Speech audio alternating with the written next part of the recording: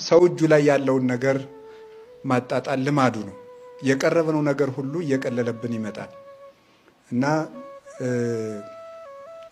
ወርቅ ውድ የሆነው በቅርበት ስለማይገኝ ነው ይላሉ የኢኮኖሚ ባለሙያዎች። ውሃ ደግሞ የወርቅ ያህል የማይወደደው ቶሎ ቶሎ ስለሚገኝ ውሃን የሚያከብረው የለም እና የሀገራችን ሰዎችም እናቶቻችን ምን ይላሉ? ጤና ክብር አይመስልም፣ ውሃ ሀብት አይመስልም ይላሉ። ጤና ክብር አይመስለውም ለሰው ልጅ። ከሰው መሀል ያቆመን ጤና ስላለን ነው።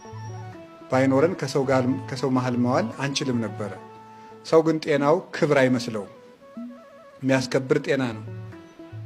ያልሆነ ደዌ ሲገጥመን እንኳን ሌላ ሰው ይቀርና ቤተሰቦቻችን እንኳን እንዳያዩን የምንጸየፍበት ጊዜ አለ እና ጤና ክብር ነው፣ ውሃም ሀብት ነው።